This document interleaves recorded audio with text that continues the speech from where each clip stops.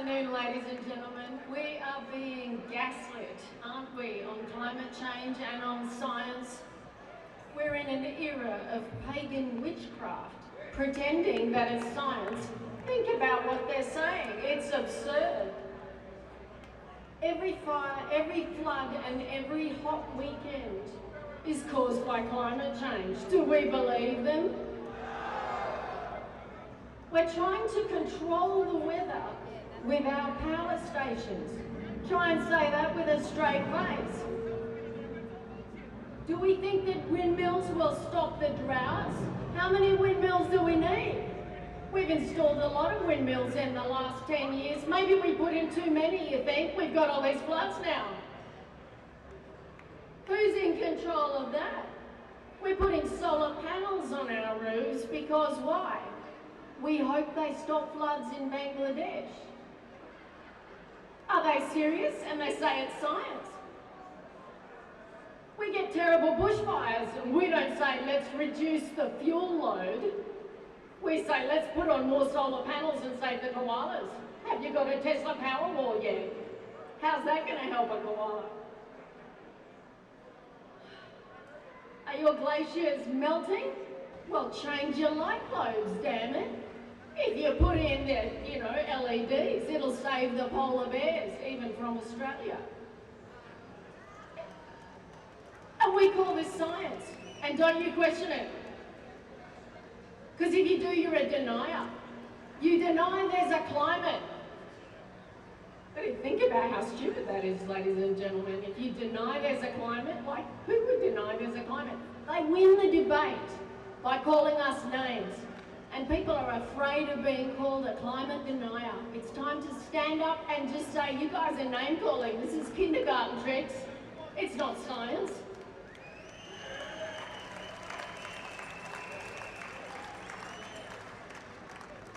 And now they want us to change the food we eat to fix the weather.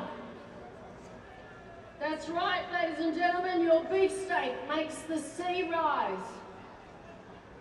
But when we looked at 700 Pacific and Indian Ocean islands with satellites that can record down to the metre, we found that 89% of those islands are the same or growing. So eat more beefsteak, I say.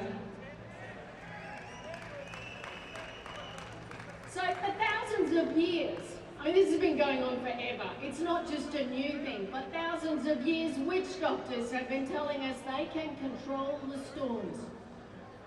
So those witch doctors have just changed and now they wear lab coats. But the witch doctors were the chieftains of voodoo, the shaman, the people who did rain dances, and they used to say, pay us your, conch shells or give us your money or your girls or whatever it was they wanted. Do that and I will stop the storms. Well, it's no different today, but they pretend to be scientists. They wear lab coats and they use computer simulations to tell them whatever they want to find out. So we're putting up windmills now to stop bushfires, and think about it. We're spending billions of dollars to change the global climate by 0.0 degrees. I'm being accurate, I rounded to the nearest tenth of a degree. If we all left Australia, we would make less difference than that. It's like nothing, and we're spending billions of dollars every year on it. Someone's getting rich, it isn't me. It's not science, how do we know? Because there can never be wrong. It's kind of like astrology, isn't it? Except no disrespect intended to all the honest astrologers out there. They said the dams would never fill and they overflowed. They said Perth would be a ghost town and it grew. They said Antarctica would warm twice as fast as the rest of the world and it didn't. They said the winds would slow right up until the winds sped up. Then they said the winds will speed up. They said the upper troposphere would warm and then it didn't. Now they're still denying 28 million weather balloons and saying, well, the data doesn't matter. Our models are right.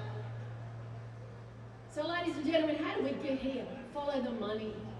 Follow the money, it's always the way, isn't it? So the governments and the UN, maybe with good intentions, maybe not, they spent $79 billion after, Al Gore got president. Al Gore put that money in and they searched for a consensus. We paid to find a crisis and we got what we paid for. We paid to find out that CO2 was bad and scientists found it.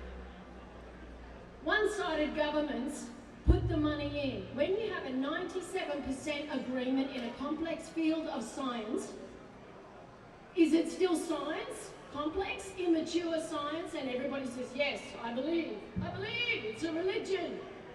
When there's no debate, it's not science. Now there's another group involved in this, bigger than governments. Bigger than governments, you wonder who that would be. Who are the largest environmentalists in the 21st century? Well, let me tell you, they have names like HSBC, Deutsche Bank, Goldman Sachs, JP Morgan. Spanish Bank once spent $100 billion on Earth's weather because they are nice people, right? Bank of America spent $50 billion to save the world. Citigroup, $100 billion. Goldman Sachs, $750 billion.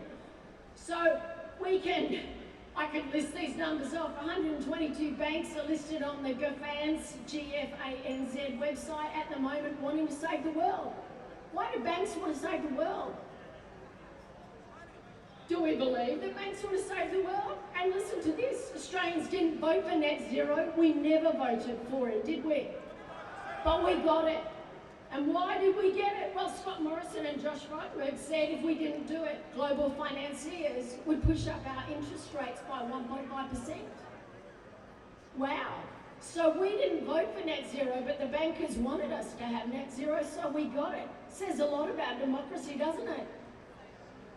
Ladies and gentlemen, I've got to wrap up, but if you haven't heard the word BlackRock, you need to. BlackRock manage a $10 trillion asset management fund. To put that in perspective, the entire GDP of Australia is $1.5 trillion.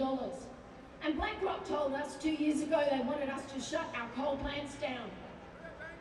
So when I say bigger than government, we've got a monetary force there, and it's not just BlackRock, it's Vanguard, it's State Street, we can list them all off, the Goldman Sachs and everyone else.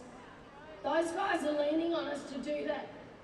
So they are effectively, BlackRock effectively third biggest nation in the world in terms of GDP. So pay attention, we're in an information war and the money is driving it from every angle and we've got to fight back, shore up your lines of communication. Thank you, ladies and gentlemen. Thank you, bro.